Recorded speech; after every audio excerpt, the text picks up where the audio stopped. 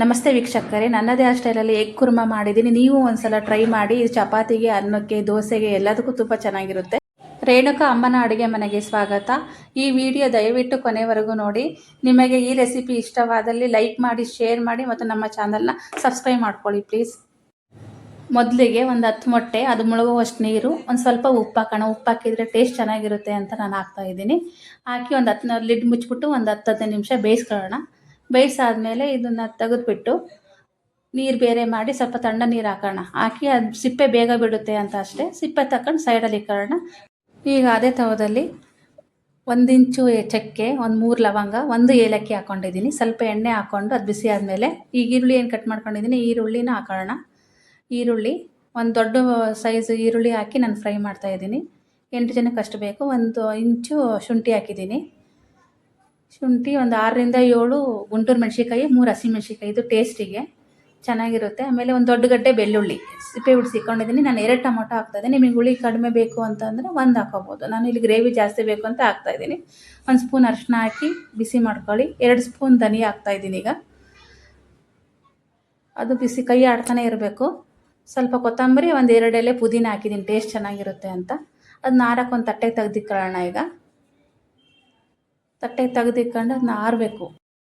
ಒಣ ಕೊಬ್ಬರಿ, ಹಸಿ ಕೊಬ್ಬರಿ ಎರಡು ಮಿಕ್ಸ್ ಮಾಡಿ ಹಾಕ್ತಾಯಿದ್ದೀನಿ. ಸ್ವಲ್ಪ ಗಸಗಸೆನೂ ಹಾಕೋಣ, ಟೇಸ್ಟ್ ಚೆನ್ನಾಗಿರುತ್ತೆ ಅಂತ. ಈಗ ಅದೇ ತವದಲ್ಲಿ ಸ್ವಲ್ಪ ಎಣ್ಣೆ ಹಾಕೊಳ್ಳೋಣ. ಸ್ವಲ್ಪ ಎಣ್ಣೆ ಹಾಕ್ಕೊಂಡು ಒಂದು ಸ್ವಲ್ಪ ಅರಿಶಿನ, 2 ಸ್ಪೂನ್ ಧನಿಯಾ ಪುಡಿ ಹಾಕೋತಾ ಇದ್ದೀನಿ.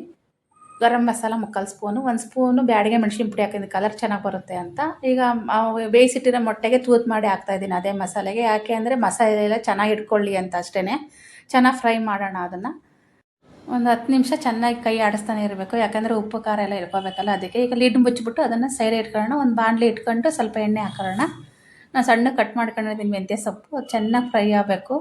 ಅದು ಫ್ರೈ ಆಗಲಿಲ್ಲ ಅಂದರೆ ಹಸಿ ವಾಸನೆ ಇತ್ತು ಅಂದರೆ ಕಹಿ ಬರುತ್ತೆ. ಅದಕ್ಕೆ ಚೆನ್ನಾಗಿ ಫ್ರೈ ಮಾಡ್ಕೊಳ್ಳಿ.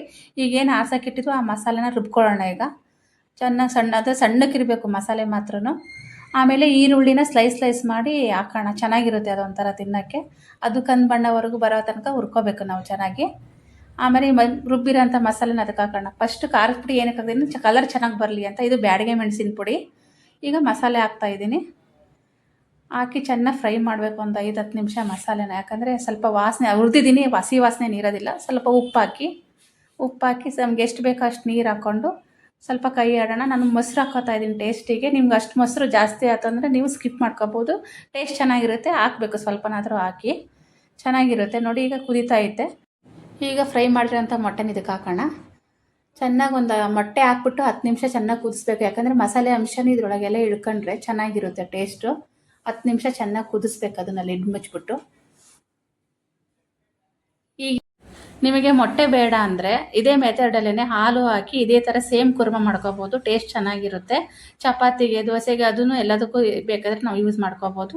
ನೋಡಿ ಎಷ್ಟು ಚೆನ್ನಾಗಿ ಬಂದಿದೆ ನಮ್ಮದು ಮೊಟ್ಟೆ ಕುರ್ಮಾ. ನೀವು ಒಂದ್ಸಲ ಟ್ರೈ ಮಾಡಿ. ದಯವಿಟ್ಟು ನಮ್ಮ ಚಾನಲ್ನ ಸಪೋರ್ಟ್